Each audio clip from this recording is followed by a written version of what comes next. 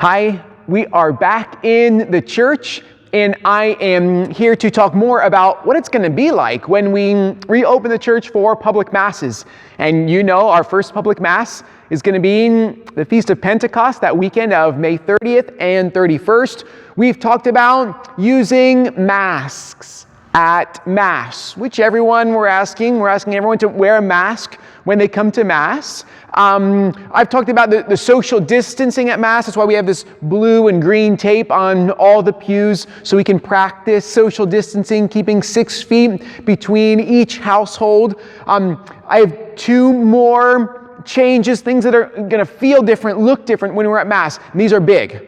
So you probably want to just sit down for this. It's going to seem very, very strange, very, very odd. The first one, and honestly, I think this is going to be most difficult for people to embrace, to take this in stride. Okay, are you ready for it?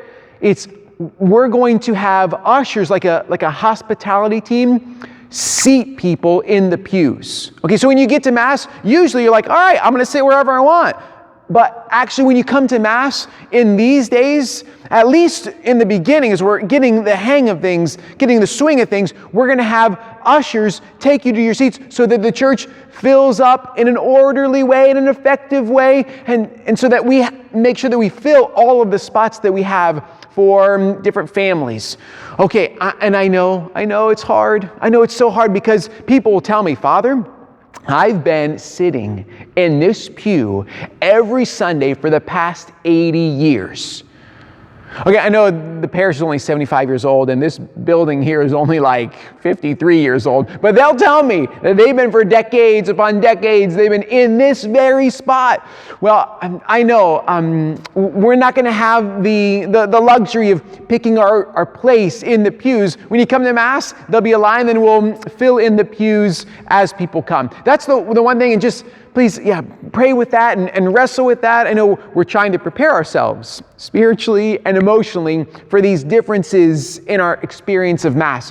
What was the other thing? The other thing is that we're asking everyone to receive communion in the hand.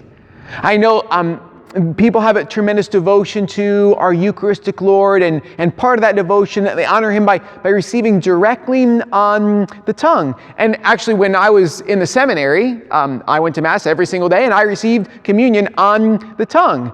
But during the time of pandemic, to curb COVID-19, we're asking that everyone receive communion in the hand. It's going to be different for, well, not everyone. I mean, some people already receive communion in the hand, but for a lot of people, it is going to be a challenge. That change is going to be difficult to accept, and I know that. But for the sake of the common good, for the sake of the priest and the people distributing communion, and for everyone else, you could receive communion in the hand. So I'm telling you this now, these 2 very, big, drastic changes to our practice here at Mass. But maybe just to end, I would say, think back, before the pandemic, there was, our regular worship here at Mass. There's that time. This is pre-COVID-19. And one day, we're going to get past this pandemic, and when you come to Mass, it'll look a lot like it was pre-COVID-19, pre-pandemic.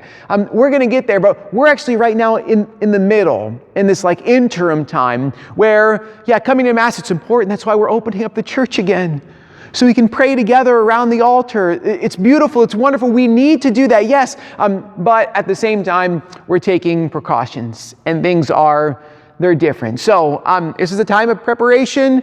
We're readying ourselves, readying our minds and our hearts for a little bit different experience here at Mass.